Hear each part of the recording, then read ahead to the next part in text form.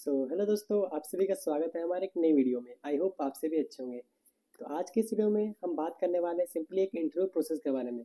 अगर आप एक बच्चे हो और एक इंटरव्यू की तैयारी कर रहे हो और आपको डर है कि इंटरव्यू में कैसे क्रैक कर सकते हैं, एक इंटरव्यू में कैसे कैसे सवाल पूछे जाते हैं, कौन कौन से क्वेश्चंस पूछे जाते हैं, किस किस फील्ड से पूछे जाते हैं, तो इस वीडियो में मैं सिंपली कुछ ऐसे इंटरव्यू क्वेश्चन के बारे में बताने में, कॉमन इंटरव्यू क्वेश्चन जो कि एक HR राउंड में या फिर एक टेक्निकल राउंड में आपसे पूछे जा सकते हैं। तो चलिए इस वीडियो को जानते हैं और समझते हैं उन इंटरव्यू टिप्स के बारे में। तो एक छोटा सा रिक्वेस्ट है कि इस वीडियो को एंड तक देखना ताकि आप लोगों को वीडियो पसंद आए और आपको एंड तक अच्छे से समझ आए। तो पॉइंट नंबर 1 है, थ्रोली रिसर्च द कंपनी।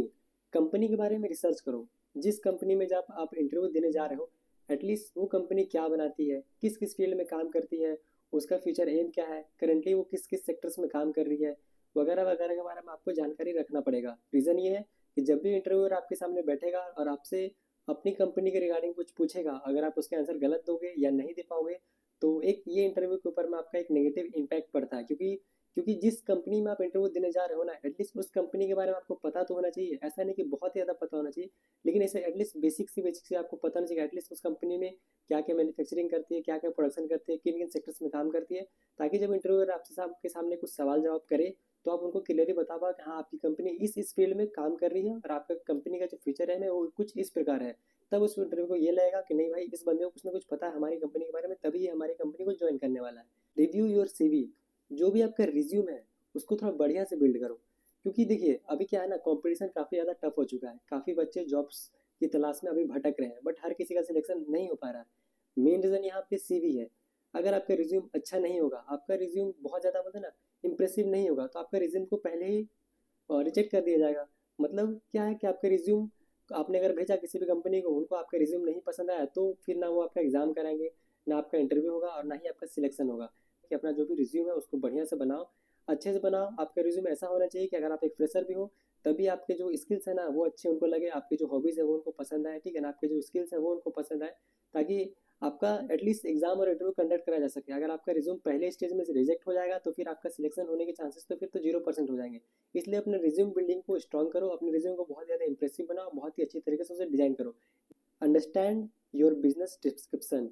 मतलब आप जिस पोजीशन के लिए अप्लाई कर रहे हो ना, बहुत सारे कंपनीज के अलग अलग वेबसाइट होते हैं। सॉफ्टवेयर इंजीनियर का अलग पोजीशन होता है, डिप्लोमा इंजीनियर ट्रेनिंग का अलग पोजीशन होता है, ITI वालों के अलग अलग वैकेंसी निकलती है, बी या बीटेक या एमटेक वालों के लिए अलग अलग वैकेंसी निकलती है, जिसमें अलग अलग प्रोडक्शन एरिया पे वैकेंसीज आती है, प्रोसेस एरिया पे वैकेंसी आती है, ठीक है ना, मेंटेनेंस एरिया पे वैकेंसी आती है और मैनेजमेंट एरिया पे वैकेंसी आती है। बट हर वैकेंसी का अलग अलग काम होता है। तो जब भी आप किसी वैकेंसी को फिल आउट करें तो जो भी इसका डिस्क्रिप्शन है ना वो अच्छे से उसको आपको रीड कर लो। मेन रीज़न ये है क्योंकि आपको पसंद होगा, हो सकता है मेंटेनेंस में, प्रोडक्शन में या फिर प्रोसेस में आपको पसंद हो और आप मैनेजमेंट में काम करना चाहते हो, लेकिन वो जो वैकेंसी आई वो मैनेजमेंट के लिए हो सकता है नहीं हो, वो प्रोडक्शन के लिए हो या इंजीनियर के लिए हो या कोई और पोजीशन के लिए हो। तो आप उस वैकेंसी को फिल आउट करने से पहले ये चीज़ जरूर चेक करो कि आखिरकार उस डिस्क्रिप्शन में क्या लिखा है।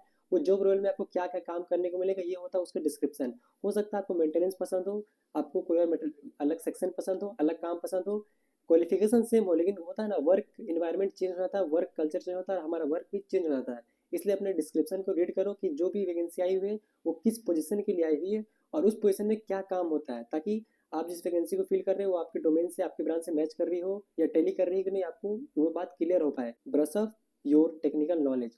जो भी आपका डोमेन है, जो भी आपका ब्रांच है, जिस भी फील्ड में आप काम कर रहे हो, उसका टेक्निकल नॉलेज को थोड़ा सा स्ट्रॉन्ग करो। रीज़न ये कि सबसे ज़्यादा क्वेश्चंस टेक्निकल में ही पूछे जाते हैं। जब तक आप अपने इंटरव्यू में HR राउंड से पहले टेक्निकल राउंड जो हमारा होता है उसको क्रैक नहीं करोगे, उसको क्लियर नहीं करोगे, तो फिर आपका आगे का प्रोसेस भी रोक दिया जाएगा, ठीक है ना। तो सबसे पहले जो भी आपका डोमेन है, जो भी आपका ब्रांच है, उसको क्लियरली पढ़ो, अच्छे से पढ़ो, बेसिक टू एडवांस लेवल का नॉलेज रखो, ताकि आप इंटरव्यू को देने के टाइम में थोड़ा सा भी हिचकिचाहट ना हो। एक दो आंसर गलत दे दोगे तो चलोगे, ऐसा नहीं कि 100% आप सही भी देखो चलेगा। 100 में से मान लो 60-70% अगर आप आंसर दे देते हो तो आपका सिलेक्शन आसानी से हो जाएगा किसी भी कंपनी में। तो अपना जो टेक्निकल नॉलेज है उसको स्ट्रॉन्ग करने की कोशिश करो, उसको मजबूत रखने की कोशिश करो। सिंपली वे में इस लाइन का ये कहना है, प्रिपेयर योर बिहेवियर क्वेश्चंस। जो भी क्वेश्चंस होते हैं ना बिहेवियर से रिलेटेड, जैसे आपकी हॉबीज हो सकती है, ठीक है ना, उसमें हो सकते हैं कुछ भी टास्क आपको दे दिया जाएगा, हाँ आपको ये टास्क दिया था, आप कैसे उसको हैंडल करोगे, आपको आपके अंदर में सेफ्टी के रिगार्डिंग में क्या प्रोस्पेक्टिव है, या फिर अलग अलग क्वेश्चंस, ऐसे क्वेश्चंस आपसे पूछे जाएंगे जो आपके बिहेवियर को डिपेंड करेंगे, ठीक है ना। मान लीजिए आपके एक टीम दे दी जाए तो आप उस टीम को कैसे हैंडल करोगे, और आपको टीम का लीड दे दिया जाए तो आप उस टीम को कैसे लीड करोगे, टाइम को कैसे मैनेज करोगे। Showcase your communication skill. अपने कम्युनिकेशन स्किल को मजबूत करो। कि मान लो अगर आप किसी भी इंटरव्यू में बैठे हो और बहुत ज़्यादा हिचकिचा रहे हो, ठीक है ना, आपके मन में नर्वसनेस है, बहुत ज़्यादा घबरा रहे हो, आंसर क्लियरली नहीं कर पा रहे हो, भले आपको उसका आंसर पता है बट फिर भी आप हिचकिचा रहे हो, नहीं बता पा रहे हो, तो ये एक नेगेटिव इम्पैक्ट डालता है। इसलिए कोशिश करो कि इंटरव्यू देने से 2-3 दिन 4 दिन पहले आप प्रैक्टिस करते रहो, कंटिन्यू आंसर्स करते रहो शीशे के सामने बैठ करके, तो भी आप एक पॉजिटिव वे में जा सकते हो। अगर आपके इंटरव्यू लेने के सामने अगर आप बैठे हो और उसमें आप हिचकिचाओगे, 1-2 बार हिचकिचाओ तो इंटरव्यू समझेगा चलो भाई नया नया लड़का है, अभी इंटरव्यू दे में थोड़ा सा फर्स्ट टाइम ही इसको नर्वसनेस है, बट वो कंटिन्यू रहेगा ना 10 मिनट 15 मिनट 20 मिनट तक, आपके जब तक इंटरव्यू चल रहा हो तब तक आप नर्वस रहोगे, आंसर बढ़िया से नहीं कर पाओगे, आंसर पता होने के बाद भी आप हिचकिचाओगे, तो फिर इंटरव्यू के ऊपर में एक गलत इंपैक्ट डालता है, एक नेगेटिव इंपैक्ट डालता है और आपका वहाँ पे भी रिजेक्शन होने के चांसेस बढ़ जाते हैं। Prepare your thoughtful questions. अब ये क्या है, मान लीजिए आपको डोमेन इलेक्ट्रिकल है या मैकेनिकल या सिविल, जो भी ब्रांच है, ठीक है, तो अपने मन में क्वेश्चंस को खुद ही जनरेट करो। मतलब क्या है कि जनरेट करना मतलब जैसे आपको जो भी ब्रांच है उससे रिगार्डिंग तो आपको कुछ भी क्वेश्चन पता है, हाँ कि मेरा सिलेबस ये है, मेरे क्वेश्चन ये आते हैं, तो खुद से ही अगर आप अपने मन में ठान लोगे ना, हाँ कि अगर इंटरव्यू ले रहा होता तो मैं किस तरह क्वेश्चन अपने जो मेरा सामने बैठा उससे किस तरह क्वेश्चन पूछ पाता, तो उन सारे क्वेश्चन को खुद ही अपने मन में सोचो और उनका आंसर जो खुद ही रिप्लाई करो। अपना सिलेबस को पकड़ो, बुक्स को पकड़ो, हाँ, और खुद से क्वेश्चन बनाने की कोशिश करो कि हाँ ये क्वेश्चन आ सकते हैं, इनको क्वेश्चन को पढ़ लेता हूँ, हाँ ये क्वेश्चन भी आ सकते हैं, इन क्वेश्चन को पढ़ लेता हूँ। तो मोस्ट ऑफ द क्वेश्चन को अपने मन में जनरेट करो और उनका रिप्लाई भी करने को खुद ही कोशिश करो, ताकि आपको पता चले कि आपको कितना पता है और कितना नहीं पता है। बी पंचुअल, हमेशा टाइमली रहो, मतलब अगर आपका इंटरव्यू वर्चुअल हो रहा है या फिर ऑफलाइन हो रहा है तो टाइमली कहीं भी इंटरव्यू देने पहुंच जाओ, अपने सारे डॉक्यूमेंट्स को रेडी रखो, अरेंज करके रखो। टाइम के पंचुअल रहोगे ना, मतलब बहुत सारे क्या होता है ना, वर्चुअल इंटरव्यू हो रहा है तो किसी का नेट नहीं चल रहा है, तो किसी का नेट चल रहा है बट स्लो चल रहा है, तो कोई ज्वाइन ही लेट कर रहा है, तो ये सारी चीज़ें क्या है ना, एक इंटरव्यू के मन में बहुत निराशा पैदा करती है कि ये बच्चा पंचुअल नहीं है टाइम को लेकर, इसको पहले से पता था कि इसका शेड्यूल हो चुका है एग्जाम, तो ये किसी क्वाइट प्लेस में जाके नहीं बैठा है या इसका नेटवर्क एरिया अच्छा नहीं है, तो इसकी रेडीनेस पहले तैयारी कर लो। या ऑफलाइन भी जा रहे हो तो वहाँ पे अपना ड्रेस वगैरह भी सही करके रखो, बढ़िया ड्रेसअप करके जाओ और प्रिपेयर होके जाओ, हेयर स्टाइल वगैरह बढ़िया करके जाओ, ड्रेसअप होकर बढ़िया जाओ। ये सारी चीज़ें बी पंचुअल को डिनोट करती है। मेंटेन कॉन्फिडेंस और पॉजिटिविटी, जो भी आंसर्स आप कर रहे हो वो कॉन्फिडेंस के साथ दो, ऐसा नहीं कि हिचकिचा करके दो। वो आंसर्स जब आप रिप्लाई कर रहे हो ना तो कॉन्फिडेंस आपकी बातों में दिखनी चाहिए, ऐसा नहीं कि आपको गलत आंसर ही पता है तो कॉन्फिडेंट में दो, सही आंसर ही करो लेकिन पॉजिटिव वे में करो और कॉन्फिडेंस के साथ करो।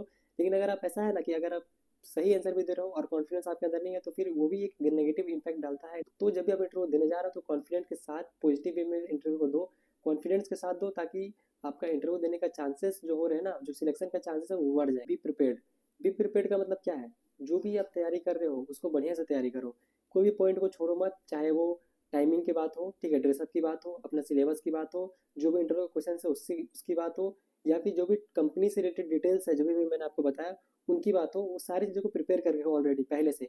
ऐसा नहीं है कि कल इंटरव्यू है और आज तैयारी कर रहे हो, ऐसा नहीं है। प्रिपेयर्ड का मतलब क्या है ना, आपको पता है कि 5 दिन के बाद या 1 हफ्ते के बाद मेरा इंटरव्यू है तो उसकी तैयारी उसी दिन से चालू कर दो, ऐसा नहीं कि कल इंटरव्यू और आज पढ़ रहा हूँ। ये सारी चीज़ें भी आपको सिलेक्शन से दूर लेके जाती हैं और आपका सिलेक्शन यही सब रीज़न के बारे में छट जाता है। तो यही सब चीज़ें थी जो आपको पता होनी चाहिए थी। आई होप आप लोग को ये वीडियो समझ आया होगा। अगर आपको इस वीडियो से रिगार्डिंग कोई भी क्वेश्चन है, कोई भी डाउट्स है, तो प्लीज़ कमेंट सेक्शन में अपनी राय दें, हम आपके कमेंट्स को रीड करेंगे और आपको रिप्लाई करने की कोशिश करेंगे। तो मिलते हैं किसी नए वीडियो में किसी नए टॉपिक के साथ। जय हिंद जय भारत।